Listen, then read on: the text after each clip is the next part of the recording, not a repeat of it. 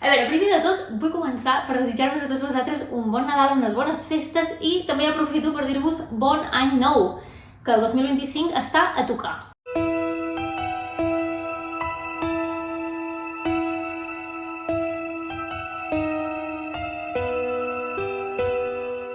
Hola a tots i benvinguts a un nou vídeo de Harry Potter en català.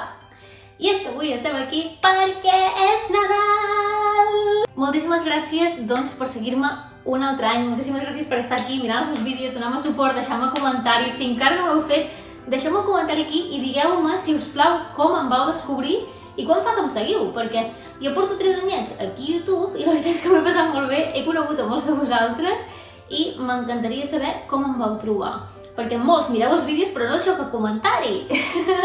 I m'encantaria saber qui sou. Aquesta època nadalenca és ideal per mi, és la meva preferida de tot l'any i m'encantaria explicar-vos una miqueta per què la saga de Harry Potter és la millor per aquesta època nadalenca. Hogwarts és un paradís nadalenc i trobo que els valors que ens ensenyen aquestes pel·lícules per aquestes dates doncs són perfectes, no? La família, l'amistat, el coratge, l'amor, etc.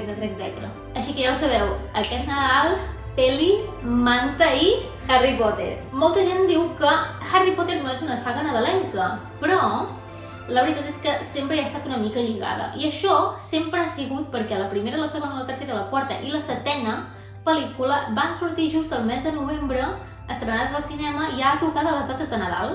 I a més, totes aquestes pel·lícules tenen referències nadalenques. Evidentment, els llibres també. Però, per mi, la que és més nadalenca de totes, i crec que estareu molt d'acord amb mi, és Harry Potter i la Pedra Filosofal. L'any passat ja us vaig fer... de fet, aquests 2 últims anys ja us vaig fer uns vídeos parlant sobre el Nadal a Harry Potter, així que si els voleu recuperar, teniu, doncs, el link per aquí. I si no, buscant al meu canal, sempre trobareu les temàtiques aquestes de Nadal. Una de les coses més màgiques és que Hogwarts està decoradíssim, però, a part d'això, també ens trobeu altres coses, com per exemple, en Harry rebent regals. Harry, desperta't! Corre, Harry, desperta't!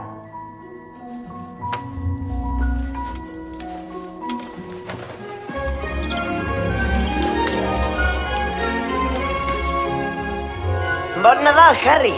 Bon Nadal, Ron! Però què portes? Ah, me l'ha fet la mare. També n'hi ha un per tu. Què? Tinc regals? Sí! També tenim el Ball de Nadal a la quarta pel·lícula i tenim el petó d'en Harry i la Cho sota el vesc, que seria el And the Mistletoe. A més, li sumem això, que és una saga juvenil, però que agrada a tota la família perquè doncs, transmet valors i idees que són molt familiars. No, per exemple, ens parla de que els vincles són una de les coses més importants i això, al Nadal, doncs, és bàsicament l'essència. I ara m'agradaria parlar d'una altra cosa, i és que us heu preguntat mai per què les bruixes i els bruixots celebren el Nadal?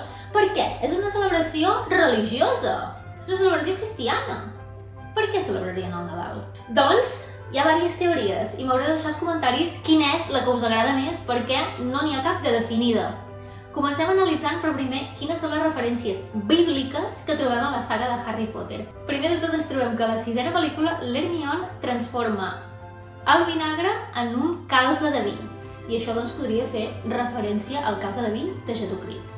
I després del 7è llibre ens trobem que l'Hermione multiplica el menjar, no? Que s'assimilaria una mica a la multiplicació dels pans que va fer Jesús. I una altra cosa és que les tombes que veiem a la pel·lícula de Harry Potter són tombes de bruixes i bruixots, però tenen passatges de la Bíblia. I a més, doncs tenim un fantasma, el Fra Gras, que era un frare. A partir d'aquí hi ha moltes teories de per què hi ha elements religiosos i per què els bruixots celebren el Nadal.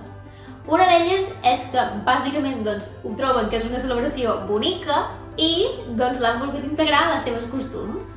Una altra és que tant bruixots com bruixes s'han anat barrejant amb muggles i els muggles han portat aquesta tradició al món de les bruixes i els bruixots. I la tercera, que ja aquesta em sembla una autèntica bogeria, a mi fa molta gràcia, és que creuen que el Pare Noel i Jesucrist eren dos bruixots, que jo amb aquesta sí que no hi estic d'acord, és que em sembla ridícula. No. Deixeu aquí als comentaris quina és la teoria que a vosaltres us sembla més realista i ens veiem a la propera. Malifeta feta. Adeu, adeu.